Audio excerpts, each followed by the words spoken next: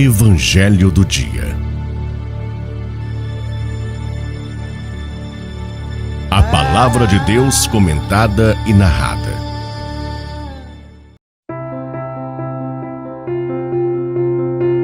Bom dia! Estaremos refletindo hoje o Evangelho de Jesus Cristo segundo Mateus, capítulo 10, versículos de 1 a 7. Em nome do Pai, do Filho e do Espírito Santo. Amém. Louvado seja nosso Senhor Jesus Cristo, para sempre seja louvado.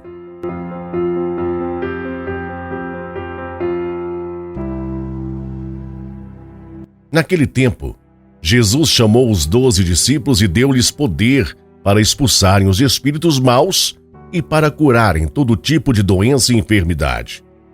Estes são os nomes dos 12 apóstolos. Primeiro, Simão, chamado Pedro, e André, seu irmão. Tiago, filho de Zebedeu, e seu irmão João. Filipe e Bartolomeu. Tomé e Mateus, o cobrador de impostos. Tiago, filho de Alfeu, e Tadeu. Simão, o zelota, e Judas Iscariotes, que foi o traidor de Jesus. Jesus enviou estes 12 com as seguintes recomendações: não deveis ir aonde moram os pagãos, nem entrar nas cidades dos samaritanos. Ide antes às ovelhas perdidas da casa de Israel. Em vosso caminho anunciai: o reino dos céus está próximo. Palavra da salvação. Glória a vós, Senhor. Meu irmão, minha irmã, a escuta atenta da palavra de Deus nos mantém em constante prontidão. Quando o acolhemos com o coração aberto, ela nos revela a vontade do Pai, transforma a nossa vida pela força da sua graça e nos conduz do simples ouvir ao compromisso de testemunhar o Evangelho. No Evangelho que nos é proposto neste dia, depois de afirmar que a messe é grande, mas os operários são poucos, como ouvimos ontem, Jesus chama os 12 discípulos e os envia em missão, concedendo-lhes autoridade para expulsar os espíritos impuros e curar toda espécie de enfermidade. Ou seja, Jesus os torna participantes da sua própria missão, permitindo que continuem em seu nome a obra de amor e salvação que ele iniciou. No Evangelho de hoje, a palavra de Deus nos revela um passo decisivo da missão de Jesus. Depois de afirmar que a messe é grande, mas os operários são poucos, como vimos ontem, ele chama os 12 discípulos, apóstolos, concede-lhes a autoridade para expulsar os espíritos impuros e curar toda espécie de enfermidade, enviando-os em missão. Desse modo, torna-os participantes da sua própria obra de amor e salvação.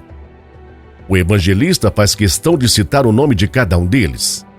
Esse detalhe nos recorda que Deus não chama multidões anônimas, ele conhece cada pessoa pelo nome e lhe confia uma missão única, segundo os dons e a vocação que recebeu.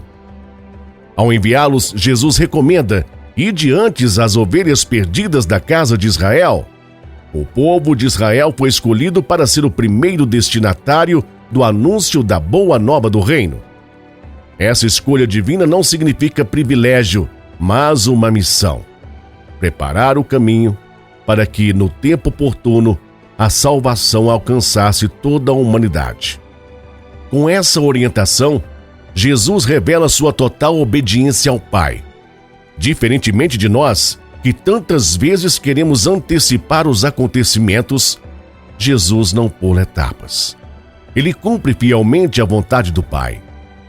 Mais tarde, sua missão se abriria a toda a humanidade quando ordenaria: ide, fazei discípulos entre todas as nações e batizai-os em nome do Pai, do Filho e do Espírito Santo.